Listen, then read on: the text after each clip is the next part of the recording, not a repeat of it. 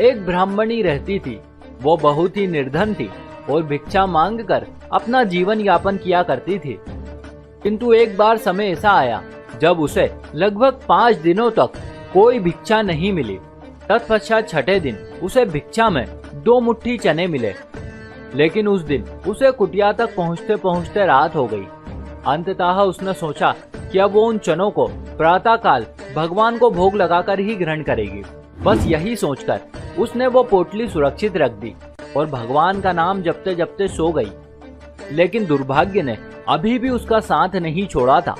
उस रात उसकी कुटिया में एक चोर आ जाता है और वो चने की पोटली को धन की पोटली समझकर चुराकर भागने लगता है। और इस प्रकार से वो चोर भागते भागते ऋषि सांदीपनि के आश्रम तक पहुंच जाता है। लेकिन जब उसे ये पता चलता है कि उस पोटली में चने हैं ना कि धन, तो निराश होकर वो उस पोटली को वहीं छोड़कर चला जाता है। और इस प्रकार से वो पोटली गुरु माता के हाथ लग जाती है। उधर भूख से व्याकुल ब्राह्मणी को जब ये बात पता चली कि उसके चने चोरी हो गए हैं, तो वो मन ही मन ये श्राप देती है, जो भी उन चनों को खाएगा वो दीनहीन हो जाएगा और गरीबी ही अब से उसका भाग्य बन जाएगी। इधर जब सुदामा और कृष्ण जंगल से लकड़ी लाने जा रहे होते हैं, तो अनजाने में गुरु माता उन श्रापित चनों को सुदामा को सौंप देती है और उनसे कहती है, जब तुम्हें भूख लगे तब तुम इन चनों को अपने सखा कृष्ण के साथ मिलकर खा लेना। लेकिन सुदामा भी कोई साधारण मानव नहीं, बल्कि वे तो जन्मजात ज्ञानी थे। जैसे ही वे उस पोटली को हाथ में लेते हैं, वैसे ही उन्हें उसके पीछे छिपे दुर्भाग्य का भान हो जाता है।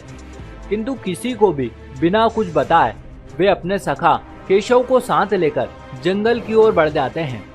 वहां पहुंचकर वे मन ही मन विचार करने लगते हैं कि यदि गुरु माता के दिए हुए चने त्रिभुवनपति ने खा लिए, तो पल भर में ही ये सारी सृष्टि दरिद्र हो जाएगी और उनके मित्र के साथ साथ उन सभी लोगों को जो उसका अनुसरण करते हैं दीनहीन होना होगा। लेकिन इससे पहले कि उनके मित्र उन चनों की मांग करें, वे स्वयं ही उन शापित चनों को ग्रहण कर लेते हैं और खुद को दरिद्रता के भीषण अंधकार में धकेल देते हैं। और इस प्रकार से उस दिन कृष्ण भी सुदामा के ऋणी हो जाते हैं। वैसे जिस स्थान पर यह घटना घटित हुई थी, वो स्थान उज्जैन शहर में स्थित ऋषि सांदीपनि के आश्रम से लगभग 30 किलोमीटर की दूरी पर महतपुर तहसील में नारायण धाम के नाम से विख्यात है। यह विश्व का एकमात्र ऐसा स्थान है जहां पर कृष्ण अपने बाल सखा सुदामा के साथ आज भी विराजमान है।